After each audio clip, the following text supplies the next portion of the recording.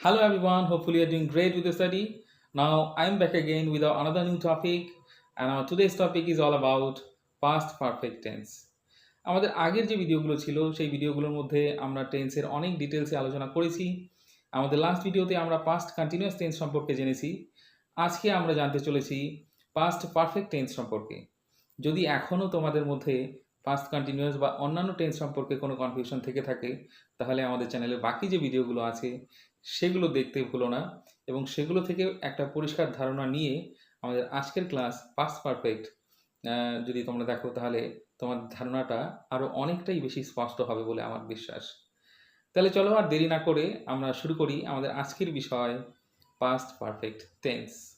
Past perfect এটি ব্যবহৃত হয় যখন আমরা বোঝাতে চাই অতীতে দুটি কাজের মধ্যে একটি কাজ আগে শেষ হয়েছে এবং অন্যটি পরে শুরু হয়েছে। যেমন মনে করো, সে আসার আগে আমি খেয়েছিলাম, সে ঘুমোতে যাওয়ার আগে তার কাজটি শেষ করেছিল। এইরকম কিছু উদাহরণের সাহায্যে আমরা পাস্ট পারফেক্ট টেন্স সম্পর্কে পরিষ্কার ধারণা নেওয়ার চেষ্টা করব। কিন্তু তার আগে সবচেয়ে গুরুত্বপূর্ণ বিষয় হলো পাস্ট পারফেক্ট টেন্সের ফরমেশনটিকে ভালো করে জেনে নেওয়া। তাহলে চলো দেখে নেওয়া যাক পাস্ট পারফেক্ট টেন্সের ফরমেশনটি কী আছে। পাস্ট পারফেক্ট টেন্সের পজিটিভ ফরমেশনটি হলো subject, had, verb 3 plus object. এবারে চলো দেখে নেওয়া যাক এই পজিটিভ ফরমেশনকে ব্যবহার করে আমরা কি কি ধরনের বাক্য তৈরি করতে পারি। আমাদের প্রথম বাক্য, সে আসার আগে আমি খেয়েছিলাম। এই বাক্যটি ট্রান্সলেট করতে হলে আমাদের ফরমেশন থেকে সবার প্রথমে সাবজেক্টকে নিতে হবে। আমাদের বাংলা বাক্যের সাবজেক্টটি হলো আমি, যাকে আমরা ইংরেজিতে বলবো আই। ফরমেশন অনুসারে এবার আমাদের হ্যাডকে ব্যবহার করতে হবে। তাহলে আমরা লিখব আই হ্যাড। তারপর ভার্ব 3। ভার্ব 3 হলো এখানে খেয়েছিলাম। তো খাওয়া ইংরেজিকে আমরা ইট বলি, আর সেটার থার্ড ফর্ম হলো ইটেন। তাহলে আমাদের বলতে হবে I had eaten before he arrived. তার আসার আগে আমি খেয়েছিলাম। পুরো বাক্যটির ইংরেজি ট্রান্সলেশন হলো I had eaten before he arrived. তাহলে চলো দেখে নেওয়া যাক এইরকমই আরও কিছু উদাহরণ। আমাদের পরের উদাহরণটি হলো সে ঘুমোতে যাওয়ার আগে তার হোমওয়ার্ক শেষ করেছিল। তাহলে আমাদের এখানে বলতে হবে ফরমেশন অনুসারে she had finished her homework before going to bed. সে ঘুমোতে যাওয়ার আগে তার হোমওয়ার্কটি শেষ করেছিল। হোমওয়ার্ক অর্থাৎ বাড়ির কাজ। তাহলে আমাদের বলতে হবে she had finished her homework before going to bed. আশা করি তোমরা বুঝতে পেরেছো। এবারে আরেকটি উদাহরণ দেখে নেওয়া যাক। শিক্ষক আসার আগে শিক্ষার্থীরা তাদের কাজ শেষ করেছিল। The students had finished their work before the teacher came. আশা করি ব্যাপারটা বুঝতে পারলে। শিক্ষার্থীরা শিক্ষক আসার আগে তাদের কাজটি সম্পূর্ণ করেছিল। The students had completed their work before the teacher কেম। আমরা কিন্তু এভাবেও বাক্যটিকে রিপ্রেজেন্ট করতে পারি।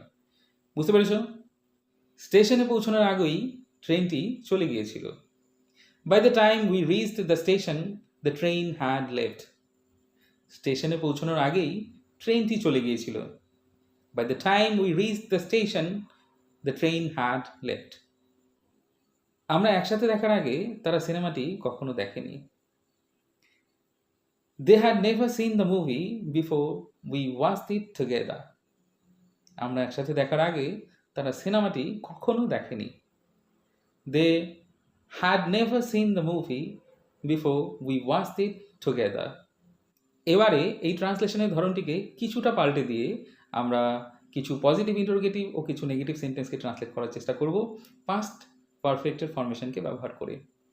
সে যখন কল করেছিল আমি আমার রাতের খাবার শেষ করিনি। সে যখন কল করেছিল আমি আমার রাতের খাবার শেষ করিনি। I hadn't finished my dinner when she called. I hadn't finished my dinner when she called. বৃষ্টি শুরু হওয়ার আগে তারা কি চলে গিয়েছিল? বৃষ্টি শুরু হওয়ার আগে তারা কি চলে গিয়েছিল? Had they left before the rain started? Had they left before the rain started? Question.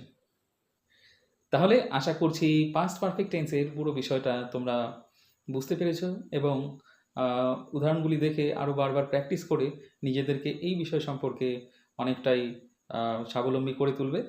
আর আরেকটি গুরুত্বপূর্ণ কথা তোমাদের জানিয়ে দিচ্ছি যে আগামীকাল ঠিক সন্ধ্যা 5টায় আমাদের হোয়াটসঅ্যাপ গ্রুপে আর টেলিগ্রাম গ্রুপে যারা যারা জয়েন আছো তাদেরকে একটি লিঙ্ক পাঠাবো, যেটা আমাদের অনলাইন টেস্ট হবে এই পাস্ট পারফেক্ট টেন্সের উপর।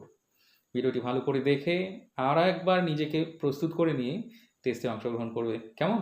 ঠিক আছে, তাহলে দেখা হচ্ছে আরেকটি নতুন টপিক নিয়ে আরেকটি নতুন ভিডিওতে। ততক্ষণ ভালো থেকো, নমস্কার।